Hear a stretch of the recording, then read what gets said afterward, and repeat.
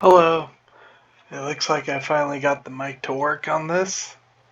Anyways, wanted to talk about a few things on Genshin. One of them being the event. I'm not going to try and make this video not too long.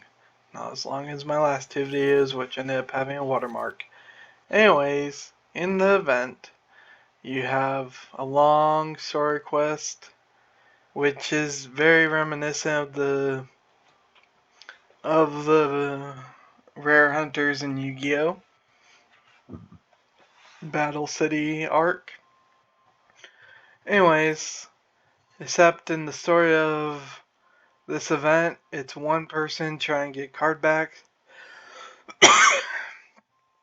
This person's stealing cards, buying card backs, and beating people in duels so far. Who knows what will happen when we get to Inazuma and see that part. Anyways, there's a lot of story in the event that has nothing to do with Genshin's story. But it's okay. The first mini game is this one where you go around collecting stamps. The second mini game is actually playing the card game where you get to try new cards and it makes it so you can use every element. You don't have to roll dice for your element. The third one is this one that's basically a puzzle game that where you use gears to make it so you can reveal the picture. And the fourth one is this combat one where you get bonuses from the dice to do more damage. Basically, it's all more damage. So for anyone who was expecting 3.7 to be all about the card games in the event, it does and doesn't have to do with Genius Invocation TCG, which, I don't know, for me is nice because I always thought when I started playing the game, I just thought it was okay. It was not my favorite minigame that Genshin has to offer. In fact, on PlayStation, I prefer fishing. The other thing is, the weapon you get is this bow, which I don't know which one of my bow characters can use it all that well because I don't have the main character that you would think to put on, Wang Yu, but I do have some other characters. Maybe it might be good on Farzan. Who knows? I don't know. Since it is Elemental Mastery, probably, or maybe even Kali. Dendra uses Elemental Mastery just like Amino. So, I don't know, one of those two characters might be good for, but I'm not sure. I watched this thing about Eula last night. She's one of the characters that people regret pulling for, but honestly, you could turn her physical damage into ice damage with Chong Yun, or fire damage with C6 Bennett. And I do not regret making my Bennett C6. It has not ruined my account at all. I finally got Mona after 2.5 years, almost 3 years of Genshin Impact. But I have taken long breaks, so I have missed a few, the 1.2 event, and I think there were 2 events during 1.2, I could be wrong. One of them was for Festering Desire, one of them was for Cinnabar Spindle, and I don't have either of the swords. Both amazing swords. I also missed Golden Alcapelica event. I missed a lot of events. I have done a lot of events. which is why I have the Oathsworn Eye, which I find works well on Kikomi. I have the Mailed Flower, which I'm debating on what character to put on. And now I have this bow that I don't know who to put it on. I don't know if it's a good bow or a bad bow. But it's a bow, and it's a free one for the event. I don't know if it's the worst weapon that Hoyoverse has decided to put out for Genshin Impact events. I don't know. Speaking of event weapons, new players kind of get screwed.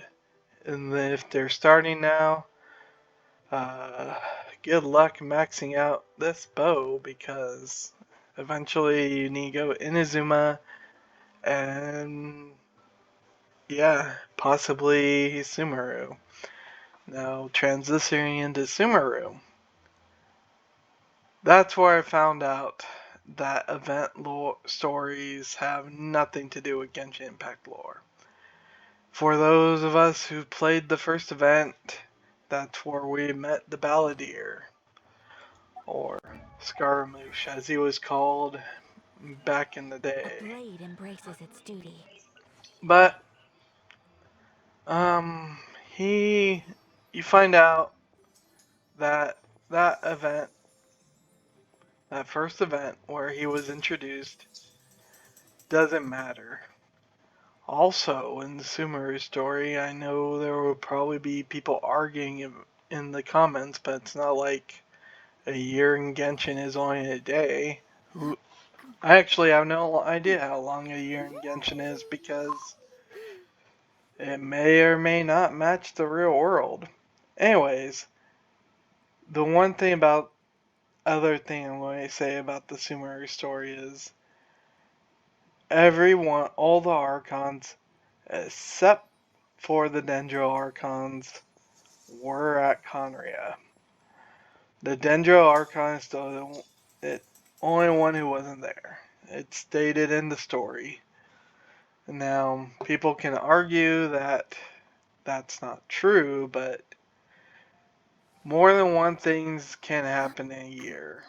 More than one thing probably happened 500 years ago in the Genshin world, where the Archons were dealing with both Conria and their own problems.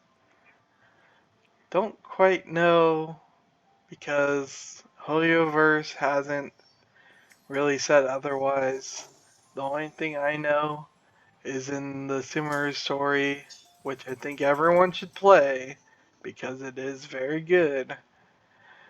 But that's my personal opinion about that. Any other, I'm not going to spoil anything else, but it does, Dendro Archon does say that all of them except for her were at Conria. That's kind of a fact. If you played the story, you would know that. It's kind of not arguable, but anyways, people will probably argue in the comments about it. That's okay. That's fine. Everyone has a different opinion. It's fine. Life is fine. People like different games. People like different characters. In fact, speaking of different characters, people manage to make every single character in Genshin work. Although I don't know about her because her shield literally does not work and is literally broken where it can't be used. Um, Someone correct me if Hoyoverse has fixed it or not. If they did, great. I'll end up using her. If not, well, then I will continue not to use her. But, anyways, the main point of the video was to say that the event's okay. It's not their best event. It's not their worst event. Actually, I wish there was less story in Genshin events. That would be great. I kind of like how in the first event in Honkai that there wasn't a whole lot of story. It was just doing the event. Even though it was time gated, not very long, and wasn't random like it made it seem to be. Actually, I would have preferred it if it didn't make you think it was random, because then I wouldn't have felt like I got tricked. But it was an okay event. It wasn't the best first event, and I'm looking forward to the event in 1.1 of Honkai Star Rail. There are some things that Genshin does better than Honkai Star Rail, and there's some things Honkai Star Rail does better than Genshin. They're not completely the same game, which is fine. One's more based around world exploring and switching characters for different combinations in both open world dungeons and Spiral Abyss. And then the other is Honkai Star Rail is more based around team synergy, breaking shields, um, uh, where you have your units placed in order. So there's kind of a lot to think about, and it's a turn-based game, and Genshin's not. Though it's pretty much the main differences. And one has jumping and wing gliders, and the other doesn't. I do wish Honkai Star Rail had a little bit of jumping involved, but I don't see as necessary. It would just be nice, especially to get around some areas. But is it absolutely necessary? No. Would it be nice? Yeah. Anyways, you may notice that I have some characters that people would um, call meta, some not, some that are considered meta that are leveled, some that aren't considered meta leveled. I'll play who I want. And honestly, I could use a level 70 character with my 90 characters just fine. They don't need to be 70. The last thing I wanted to talk about is the fact that people and there's one complaint that makes sense that a lot of people echo. It was talked about in Genshin 1.0 when the game came out, and now it's being talked about in Honkai Star Rail, and that is not enough resources. Just like in Genshin back in the day and now, uh, people will tell you to build a few characters at a time. It's like that in Honkai Star Rail. Uh, people will tell you to build just a few characters at a time. It makes sense because the resources are limited. Anyways, but as time goes on, we're going to get more resources in Honkai Star Rail. And, yeah, overall, both are good games for what they are. One game at the moment is the flavor of the week. The other is no longer the flavor of the week. But whatever game people enjoy is the game they should play. And honestly, after you finish the story in both games, there's not a lot to do. Yeah. Other than events that come up every now and maybe the dailies, and spending your resin or in Genshin and fuel in Honkai Star Rail. Yeah, that's there are a lot of similarities in both games. Like, uh, both have buffs, temporary buffs that you can use in the overworld. Genshin has food, and Honkai Star Rail has their equivalent. Genshin also has potions. Um, I don't think one is better than the other. I think they're both good in their own way. It just, which one do you enjoy playing? At the moment, I'm enjoying Honkai Star Rail more than Genshin. Uh, but that's just me. And there is one regret. I kind of regret playing Lumine over Ether just because I found out that Ether is the de facto main character of Genshin Impact, although I honestly like Lumine's outfit more.